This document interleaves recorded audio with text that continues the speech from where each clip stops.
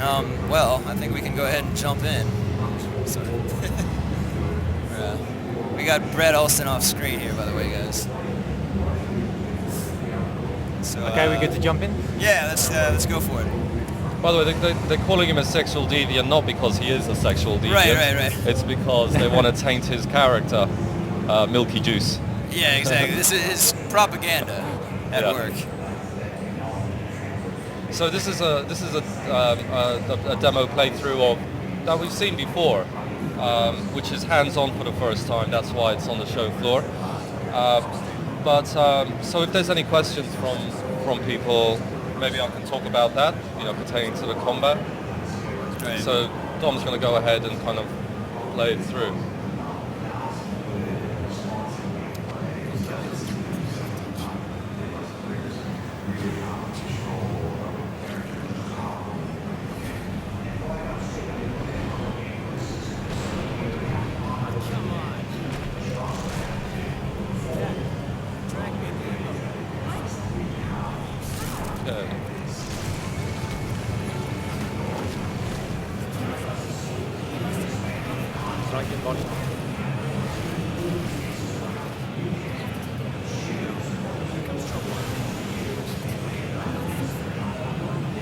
By the way, he's not.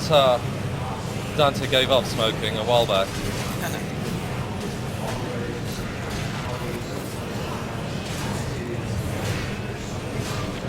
Indeed, no longer smoking. About the lock-on mechanism, it's probably worth talking about that. It's something that we don't have a lock-on mechanism in the game. Well, actually, that's not true. You do have a lock-on mechanism. It's just not a manual lock. When we developed the game, we wanted to make sure that you could do all the moves without having to press lock-ons, because in previous DMCs there were some moves that you could only do with lock-on, and we wanted to just make sure that people can play it without the lock-on. Right. You sort of streamline some of the controls. Yeah, but then as things developed, it didn't feel like people needed to use the lock-on, and because we've introduced the idea of the angel and demon combat on the triggers, the new weapons, that plus the evades on the shoulders and all the new moves that you can switch between on the fly made the controls actually, quite complex to get your head around. And later in the game, you actually gain more angel and more demon weapons, which you can switch around on the fly on the D-pad. Yeah. So the skill and dexterity required to really push the combat to its max is quite high. And adding an extra lock-on button just seemed unnecessary. Yeah. So we're kind of going with we want to see how people respond when they play it hands-on. So far, nobody's really missed the lock-on. Yeah. I've been playing this in the office, and I feel like, while the sort of base controls are very simple to get your head around, there's all these things that you can do to where you're constantly sort of testing your brain power on the fly. It's like, okay, do I want to use devil here or angel here? Do I want to pull myself to them, or do I want to pull them to me? Do I want to stay in the air, or do I want to smash down? Yeah.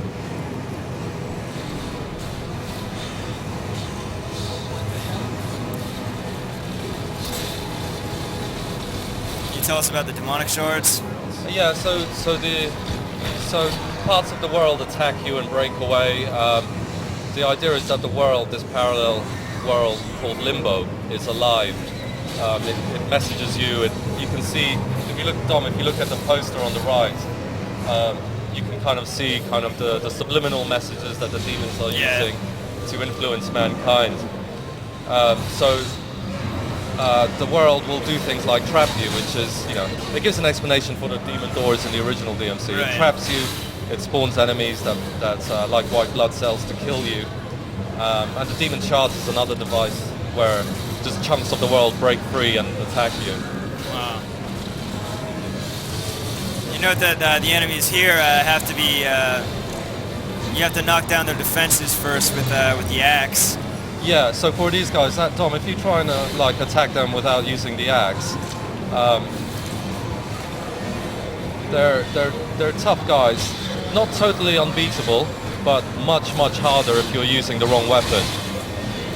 And you see there that if you keep on trying, they counter, and they counter-attack you.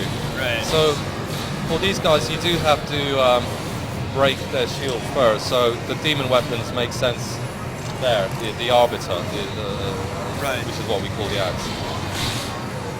And that's the idea we try and carry through, is that you have your fodder enemies that you just wail on and get your style rankings up, but there's more tactics in the fight. So there's no real point in having extra weapon sets, demon and angel, unless you're required to use them. Sort of a different strategy going on for each enemy. Yeah, Oh, that's multiple strategies. That's the first green orb I've seen, actually.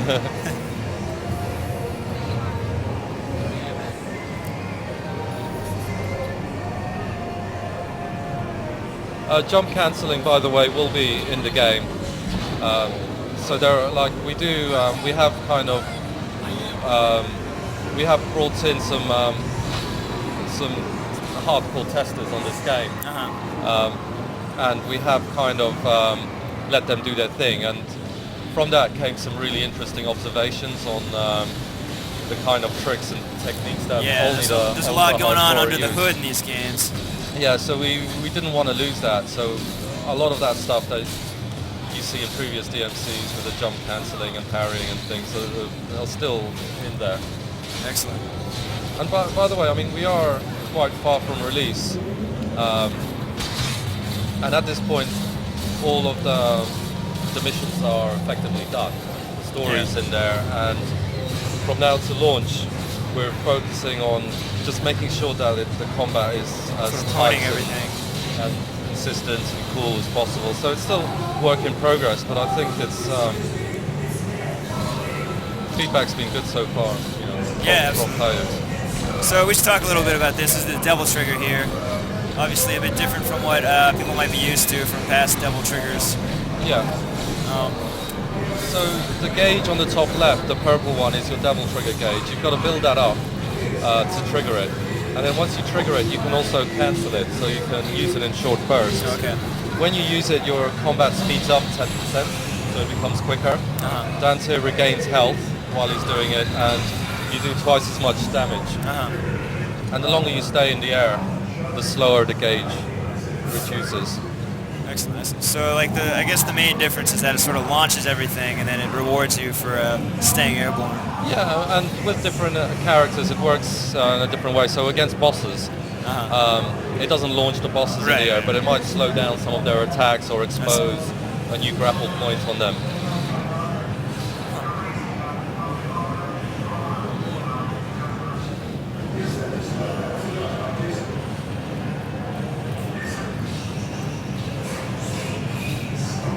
So yeah, there we're seeing just the grappling, the pulling and pushing. We just use it in combat, in traversal as well as in combat. So these eye things, they're the watchful eye of the demons, the CCTV cameras. It's a kind of a big thing in the UK that there's more CCTV cameras per square footage than anywhere else in the world. I see. And we're convinced they're run by demons. Yeah.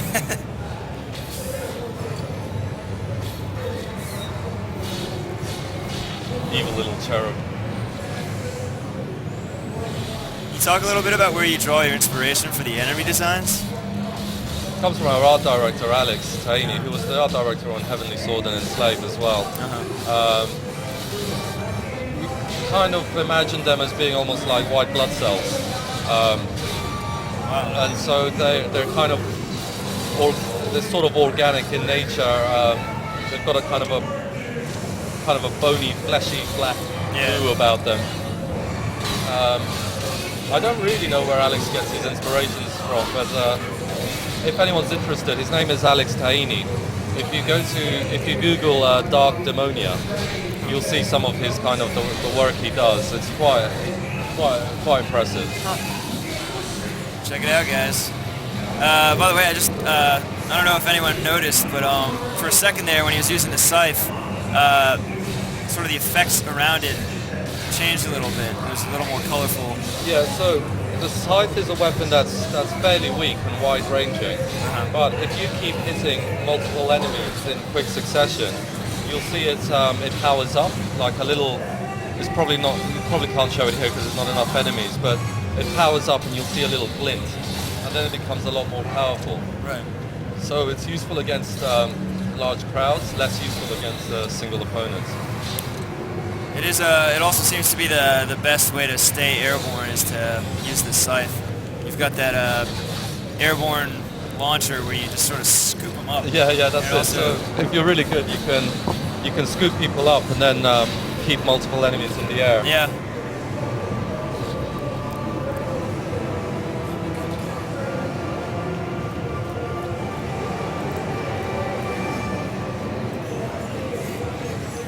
We're not talking about Virgil yet. I see there's a few questions about Virgil. There will be characters from the series that will make an appearance in the game. It's obviously in many ways a different take on the Devil May Cry concept, but there's definitely some nods that the fans will get a kick out of, I think, too. I hope so, yeah. You know, just some of the moves even in your moveset, like you busted out the Stinger at one point. They've got the million stab in there. I don't know if that's still what you call them, but I think we've got, is it The trillion stab. trillion stab? the trillion stab.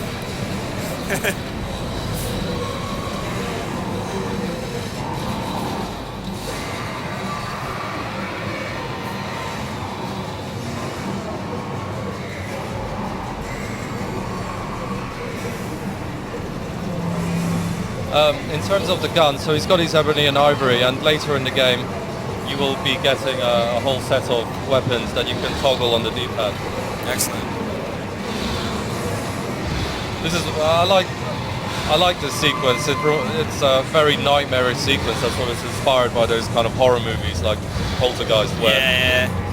the exit keeps pushing back. Yeah. It is very nightmarish.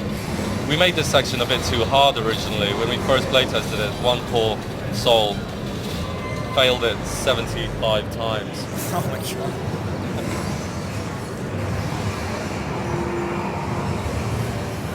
So now, Sorry, so just a question on the PC version. So the PC version will be coming out next year, but we haven't announced an exact timing of that yet. so this is Dante back in the real world. So Kat will spray kind of portals. She's like a stencil artist witch, and she sprays portals back into the real world for Dante to escape. That's cool. So there you have it. That's the first part of the demo. There's actually one more part, which is called Secret Ingredient. Yeah, so this is our boss fight that we're showing. So this is the first time we're seeing this, isn't it? Yeah. So it's cool to show. There's quite a lot going on in this boss fight too, including some things you might not pick up on your first play. Again, there's seems to be multiple strategies for dealing with the boss. My boss Seth challenged me to do the whole first part of the fight without ever leaving the platform, which you guys will see in a sec is not so easy at first. Yeah, I'm not sure. There's a question of why did you make it more like God of War? I'm not really sure we did, because well, we wanted to avoid quick time sequences. That's not DMC. So we were trying to find ways to make the fights feel epic, that use the existing in-game mechanics that you use against normal enemies. Yeah. And you'll see a bit of that in this fight.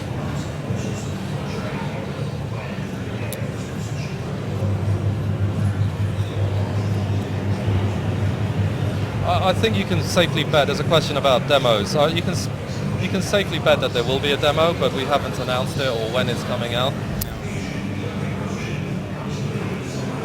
With this game, because quite a lot has changed, we're quite keen for people to kind of get their hands on, and make their own opinion on whether. Yeah, I think just the game is going to sell itself. It's just it feels so good.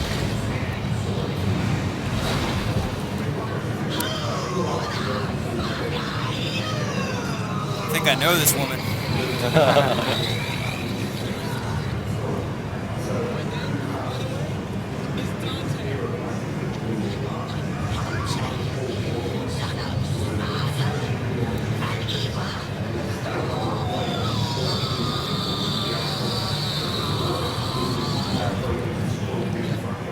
Yeah, so in this fight you're going to see the full extent of combat you just saw in the previous mission used against the boss. Without using, and we wanted it to be spectacular without using quick time events. Right.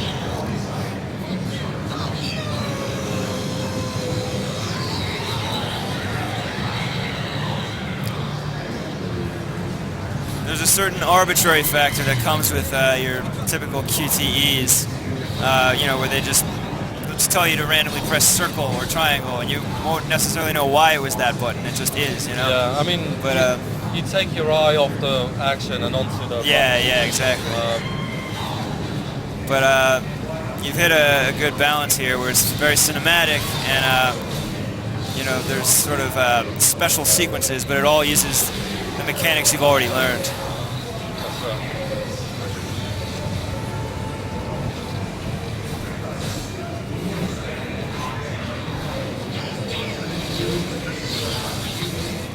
I think on this boss we gave. There's a parry. That was a parry. And again, that's one of those things that you don't have to do necessarily, but if you can pull it off, and it's quite challenging with the timing. Yeah, we don't really tell you everything, so Yeah. Most players might even get through this without ever knowing that you can parry. It's a bit of a reward for looking a little deeper. It's something that Capcom Japan impressed on us was if the player thinks they can do something, let them do it, let them experiment, let them try, and that was a kind of our core philosophy of the combat engine. Yeah. It is playing after all. Let them play with it. When we originally, when we showed this, when we first put this in front of people at the show, we had an early preview for, I think it was about 15 journalists, where they had like as much time as they wanted on it, like a good amount of time to play through it. I think only one person managed to defeat it. Yeah. Yeah, I gave it a good probably 10 tries before I got through it. And I've played through DMC 3 non-special edition. Yeah. I have a fair amount of DMC experience, but it gave me a run for my money. We want to see if as we're developing it, we want to develop it at the hardest difficulty setting and continuously refine the game for the hardest, because that's where you start to see the cracks in the AI and in the combat engine, is when you're really pushed to the limit. Yeah. And then we create the easier difficulty modes from there. So we're not approaching it as what's the most dumbed down version of it we can make and then make it harder. We're going the other way. No.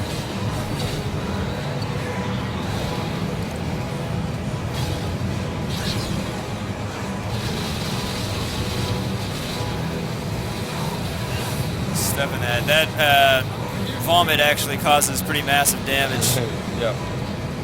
as you might imagine. And there is two ways to do it. You can just kind of try and stay airborne. Yeah. And wait for the vomit to sit out to kind of dissipate. But you will take damage that way. That's not the cool way to do it. Yeah.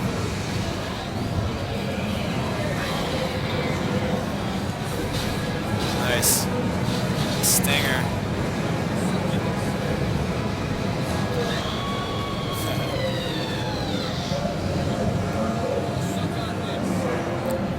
So now you're into phase 2 of the fight.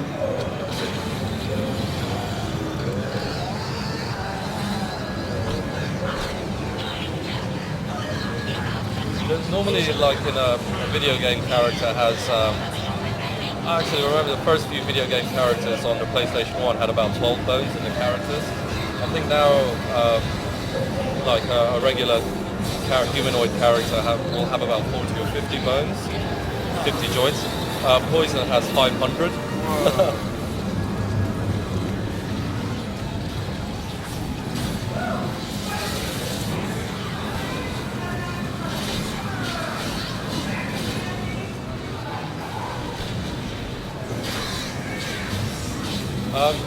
There's a question about minimum system requirements for PC version. We haven't.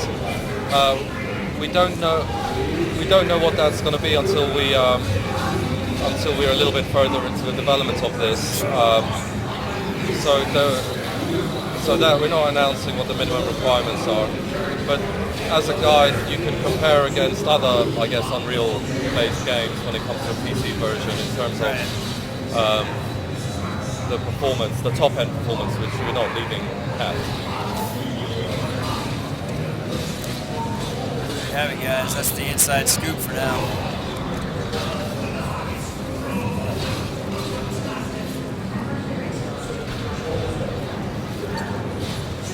I've been told that downward smash he does is also counterable, and I haven't seen it ever.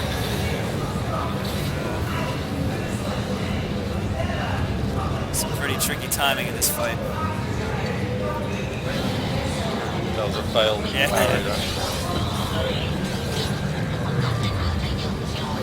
So now he's using Devil Trigger to get some of that health back. Yeah, which also activates a lift point on her face, so you can get to her face quicker.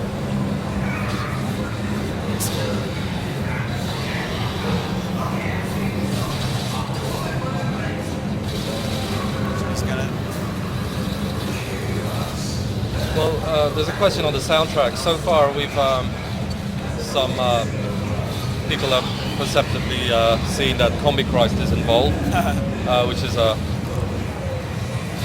kind of a industrial band.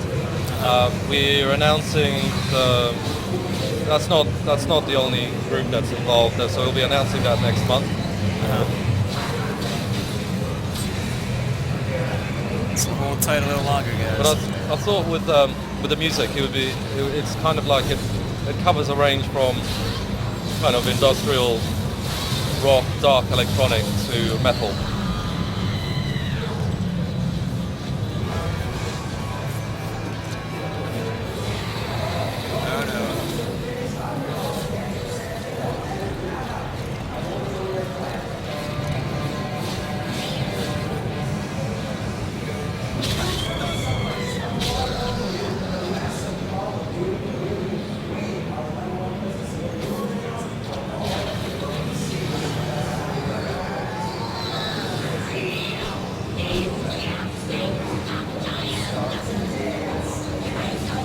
Combichrist was playing while we were shooting the game in LA. They just happened to be in. We were shooting the game at Giant Studio, the same place that they shot Avatar. Oh yeah. Using the same kind of motion capture. Actually, Poison, the actress that played that was interesting motion capture because we put the actress on these harnesses and had her actually hanging freely. And because Dante is very small, obviously we can't shrink him in real life. So we had a little monitor feed where he was tiny on the table. She was slamming the table around him. Wow. Elaborate process. Do the motion actors typically also do voice acting? Yeah, it's the way we always do our games now at Ninja Theory is performance capture, which is same kind of tech as the Avatar stuff. So they've got the dots on the body, so we capture all their movements on a large stage. They've got cameras mounted, so we capture their face, and they've got multiple microphones on them, so we capture the voice. And from that, you get a little bit more naturalism in the dialogue and the exchanges. Yeah, I think we've already seen some of that. Yeah. Definitely in the latest trailer. Just a little bit more convincingness. Yeah. Pretty sure that's a word. I'm pretty sure it's not.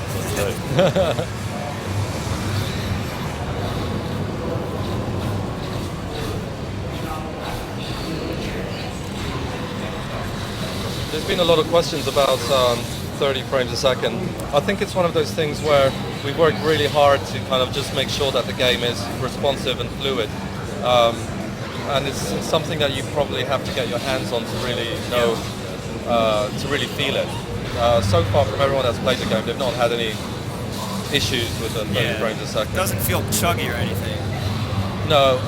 And when you get to, we have to be a little bit clearer on the animation poses because you get less frames to show stuff. You need to be clearer on the enemy frames, on announcing the attacks and things. Right. But effectively, I don't think it's had an overtly negative impact on the experience.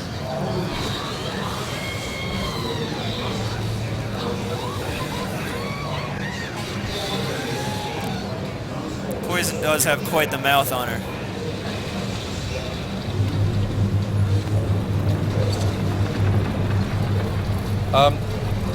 Like previous DMCs, a question about bosses. Like some bosses are big and large, like this one. Yeah. But we also want to have some more one-on-one tactical fights going on.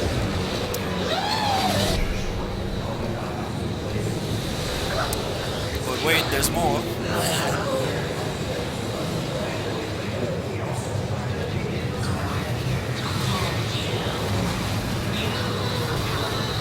So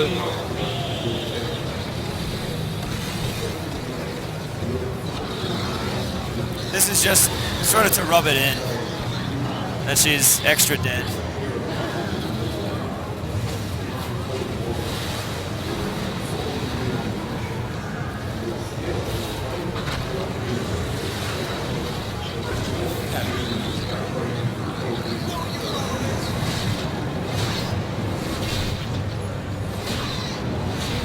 Gotta admire her perseverance.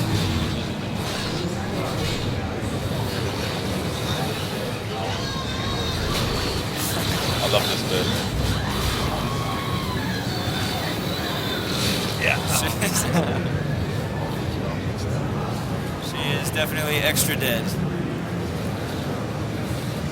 Okay, there's a question on Limbo there. How does it react? How does Limbo in the real world work? The idea is that the real world is our real world, so this game is set in the current present day. So we're walking around in the real world right now. But behind the facade, there's this parallel dimension, where the demons kind of control us. They control every aspect of our society, and that comes from and Dante being kind of having devil blood means that he can exist in both realms. Whereas Kat, who you see briefly, she's a human. She's a psychic. She can only see into it, and communicate with Dante as a medium would with a ghost, but she can't actually go in and out of it. But she can help him out. She can find areas in the world where there's like a rift and drag Dante back into the real world. So when the demons are using full frontal violence in the world of Limbo, is there some equivalent action taking place in the real world? Yeah, it's like it has an echo in the real world, so the effects aren't quite as big, but they're present. So that whole church sequence you saw earlier, the whole church is breaking apart, Yeah. whereas in the real world, it's just part of the what do you call it? Just part of it just kind of collapses, I see. and it's kind of like a less strong echo of what happens in Limbo. It's a very interesting concept. There's questions about DLC and Bloody Palace and stuff. All of those are announcements to come, so they're not really letting me talk about what that stuff is going to be yet. So there's a question there on will there be more weapons shown at E3. So we're not showing more weapons at the show, but the game will have more weapons in it than you've seen in today's demo. So you've got Dante's angel side and Dante's demon side, and on either side you can choose different weapons on the fly. How many occasions do you get into contact with Hideaki Itsuno and Capcom Japan? It's been pretty constant, almost every month really. They fly over to Cambridge and we fly over to Japan, and we have big roundtable meetings and we play through the build, and we split out into into kind of sub teams of combat, animation, bosses, and we go very deep into development together.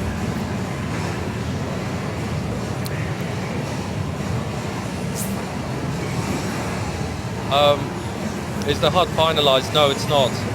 We're still got to add more feedback elements, because it kind of just at the moment it's just there functionally. It sits there, but we want to give it more effects and feedback, so you're kind of more. There's more attention given to what you're doing in terms of the style system. Yeah.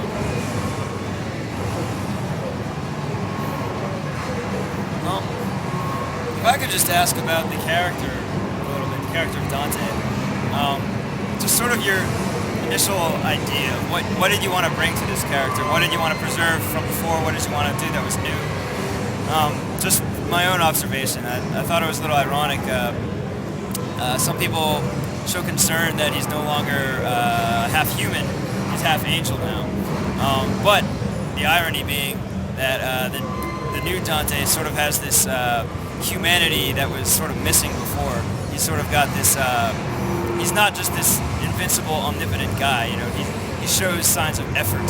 You know, when he swings his sword, he still has all the right moves, but he's putting his back into it, and the sword sort of pulls him a little sometimes. You just he shows like he has this sort of I want to say punk mentality exactly. He's a little unhinged, like a little rawer, a little less refined.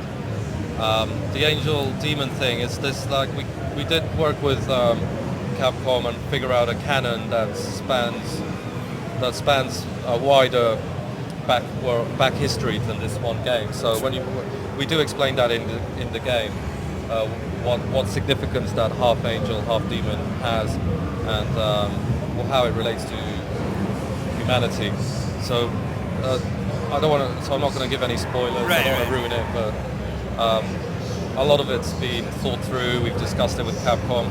Capcom were quite good in that they felt like they should treat this as if it was if Devil May Cry was created today. What would it look like? What would it feel like if it was a brand new? What would you take from the old? What would you keep? What would you not? What is it okay to move away from? They kind of gave us quite a bit of freedom on that front. Is there a taunt? No. No taunt, excuse me. There are some quite, although what we're showing is Dante's arrogant attitude, and like he goes through quite a big journey in this game, and there are moments where that are quite, if you played any of our other games, there can be moments that are more downbeat and harrowing, and we learn more about Dante through those moments. So being able to taunt in the middle of that just seemed to take you out of it. Sort of conflicts with the narrative. Yeah.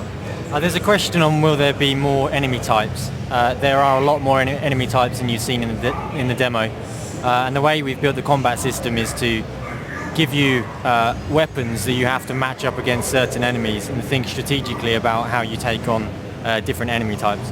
So there's a lot more enemies to be shown than you've seen so far.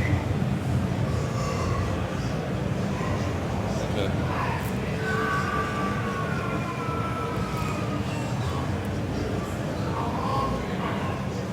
There's been some question about Dante on how, and kind of like because his kind of face has changed over the course of the trailers and things, and that's partly because when we do our motion capture, what we tend to do is to put the actor's features back into the character, and that basically and we do that especially around the eyes and the mouth because it gives you a better performance. Like, so things that the actor does on set can be replicated more realistically. So all of the characters that we developed early on all kind of shift more towards the actors that actually portray them.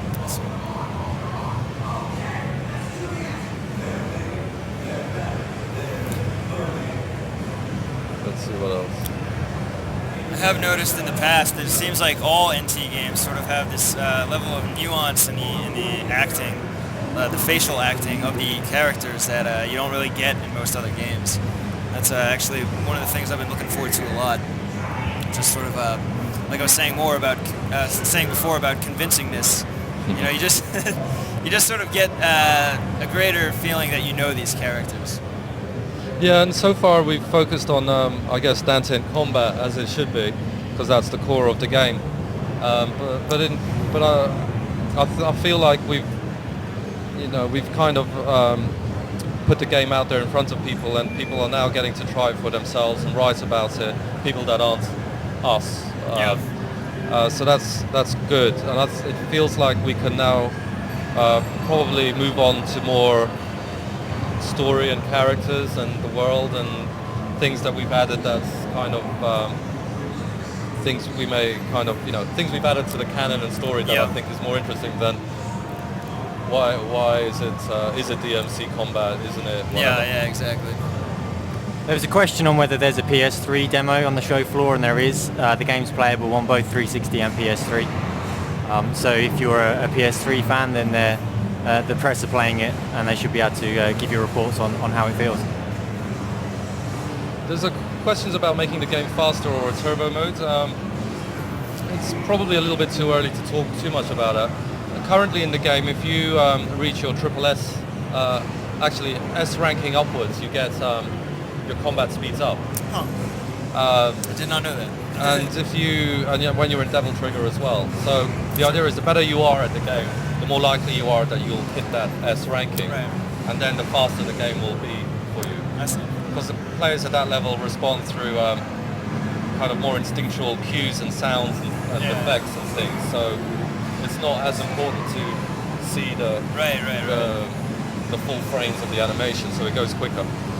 Keep them on their toes too. Once they feel like they've mastered the game. It's a question on whether there's going to be more guns.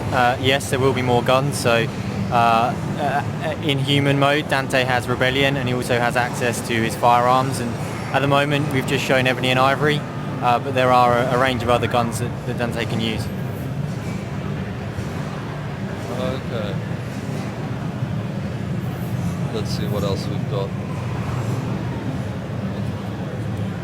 Let's do another one or two questions before we wrap this up.